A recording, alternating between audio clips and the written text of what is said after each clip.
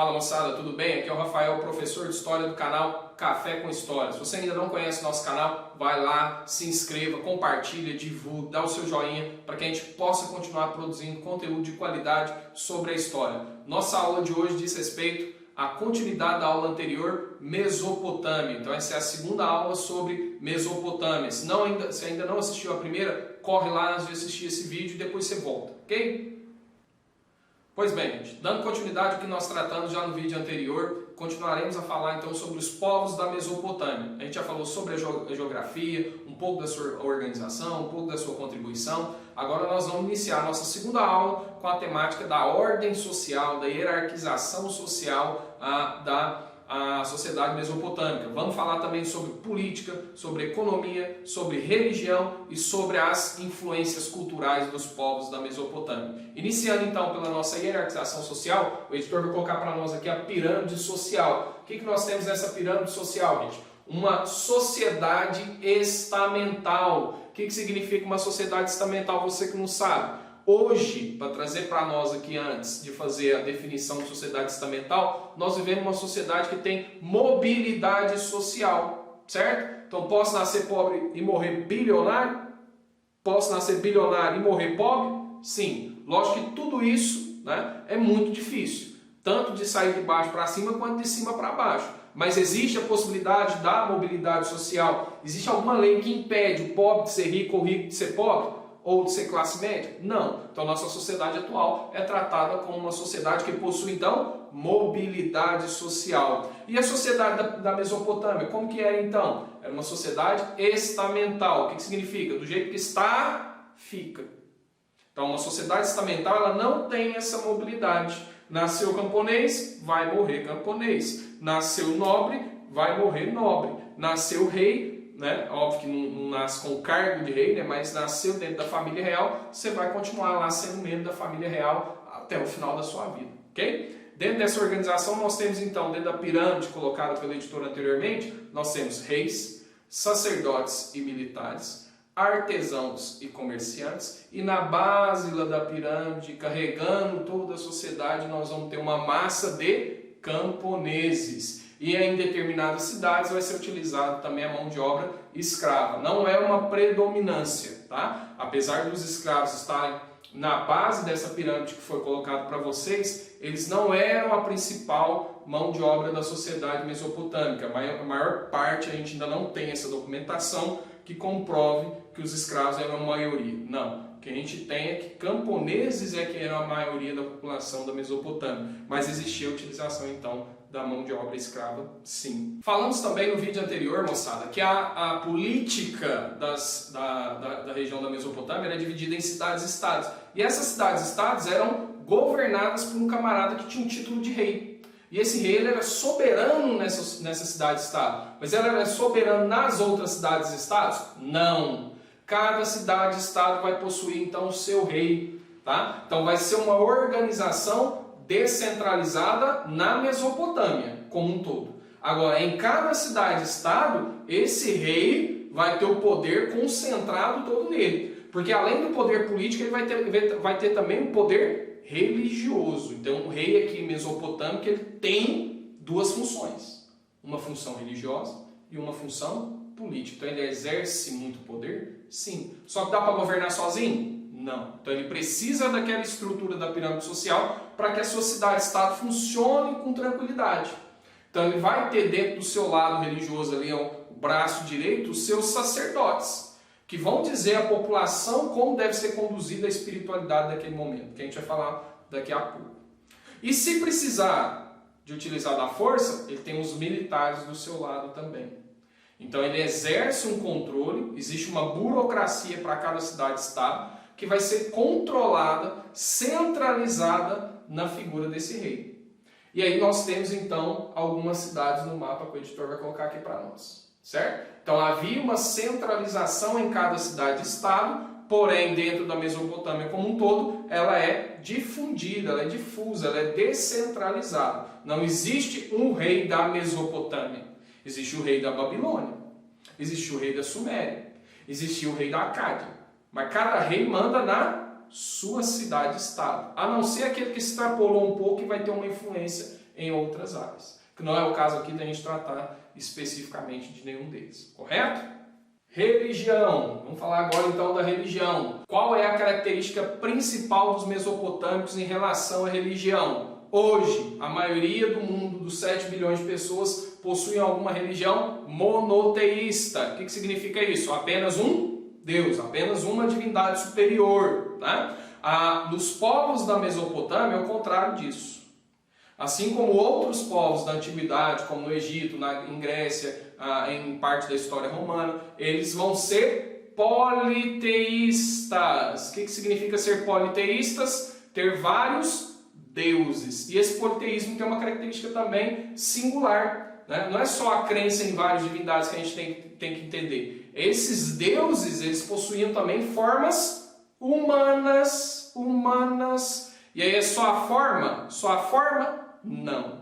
Características também humanas. Assim como nós nos valemos da utilização do bem e do mal, né, os deuses da Mesopotâmia também possuíam essas características. Então eles poderiam fazer o bem, mas também poderiam fazer o mal. Então você tem uma forma e um jeito, né, e as características também humanas. Né? Vai ter que colocar aqui uma imagem para nós, parecendo a imagem do X-Men. Né? Mas obviamente que isso aqui é só uma brincadeira, os nomes são reais, né? Mas os deuses não tinham essas formas. Isso é uma representação do que poderia ser então esses deuses da Mesopotâmia. Sobre vida e morte, aqui também eles têm uma singularidade. Nós vamos ver outros povos da antiguidade que vão utilizar o fim da vida e o início da morte como uma relação diferente da Mesopotâmia. Para eles é curto e grosso, sendo simples, eles eram materialistas. O que significa ser materialista na Mesopotâmia? A minha vida é só aqui a terrena.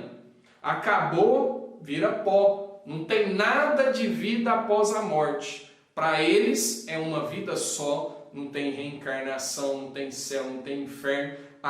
Começa aqui e acaba aqui. Simples assim, certo? Então no campo religioso, politeístas com deuses com formas humanas. Você pode usar um nomezinho bem complicado para isso.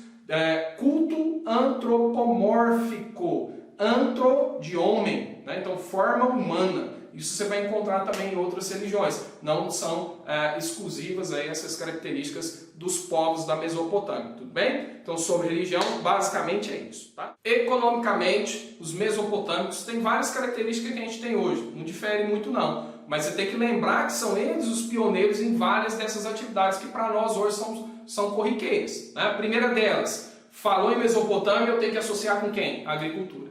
Isso não tem como fugir. Tá? Então falei em Mesopotâmia, estou pensando em agricultura. Lembrando do rio Tigre, do rio Eufrates, do controle dos rios, das águas e tudo mais. Isso aí não tem como a gente fugir. Mas dá para viver somente da agricultura? Não, porque aquilo que era produzido vai também ser comercializado. Isso também é um ponto importante lá sobre os rios Tigre e Eufrates. O rio não era só para a prática da agricultura, era também para a prática do comércio. Por exemplo, transportar produtos de norte a sul era no lombo? Não, era em barcos. E esses barcos navegavam por esses rios. Então tinha também um comércio que vai levar inclusive ao desenvolvimento de elementos culturais que a gente vai ver daqui a pouco. Então você tem a prática do comércio, a prática da agricultura, né, e outras áreas também, tá, fundamentais, que vão se desenvolver a partir do desenvolvimento dessas, agricultura e comércio. Como, por exemplo, os artesãos com a cerâmica, nós vamos ter o desenvolvimento em relação aos rios, a questão da pesca, né, para alimentação. Então você vai ter uma diversidade no momento em que essa civilização vai se desenvolvendo. As atividades vão surgindo de acordo com as necessidades. A gente não desenvolve nada só porque não tem algo para fazer. A gente desenvolve as coisas por uma necessidade humana, uma necessidade social, individual ou coletiva, que faz com que a gente invente essas coisas todas que a gente tem por aqui, tá? Desde os povos da Mesopotâmia até os dias atuais, essa relação não mudou. A gente cria por necessidade. A gente desenvolve ideias por necessidade, certo? Também um dos elementos que os mesopotâmicos vão desenvolver, que é altamente cobrado em vestibulares, Enem, processos seletivos, são as contribuições culturais deixadas pelos mesopotâmicos. Além de todas essas que a gente já falou, uma delas é especial. Então não se esqueça, o editor vai colocar para nós aqui um tabletinho. Isso aqui é a linguagem escrita. que saiu da pictográfica, com apenas imagens, né, para uma escrita cuneiforme, fruto do desenvolvimento da ideia de quem? Aqui você tem que lembrar desse povo também, dos sumérios, que fica ali ao sul da Mesopotâmia. Então os sumérios é que vão desenvolver uma escrita no estilo cuneiforme. Cuno é uma espécie de estilete, que eles usavam então essa tábua de argila para produzir esses símbolos. Então na pictográfica eu tenho uma escrita imagética, correto? Na escrita cuneiforme eu tenho símbolos que vão dizer, né, sobre aquela relação que está sendo feita. Por que a escrita cuneiforme foi desenvolvida? Por que a matemática vai se iniciar ali também? Por conta de uma necessidade comercial. Então a relação entre o desenvolvimento da linguagem vai se dar com a relação comercial. Senão, ninguém teria inventado nenhum tipo de escrita. E aí da escrita cuneiforme, a gente vai evoluindo para outras escritas, como hieróglifos no Egito, né?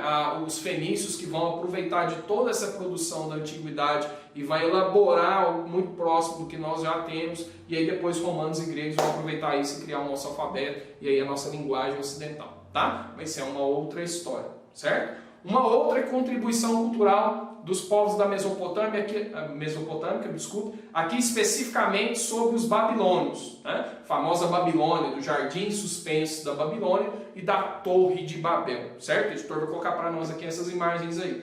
O que nós temos na Babilônia de importante? Tem um dos reis lá, chamado Hammurabi ou Hammurabi, já ouvi os dois, fica a cargo de vocês aí que você vai escolher. Hammurabi vai criar um código chamado Código de Hammurabi, baseado em quê? Na famosa lei de Talião, olho por olho, dente por dente. Aqui eu separei um dos artigos que tinha lá no Código de Hammurabi. O editor também vai colocar a imagem aqui do Código de Hammurabi para nós. O que dizia nesse Código de Hammurabi? Por exemplo, no artigo 3º. No artigo 3º diz assim, vou ler aqui para vocês.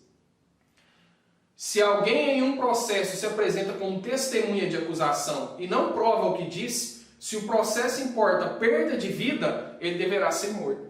Então, se hoje, por exemplo, a gente for convocado por um júri como testemunha de um assassinato e eu acuso alguém de maneira falsa, eu posso ser punido pelo crime de falso testemunho. Mas eu não vou ser morto por isso.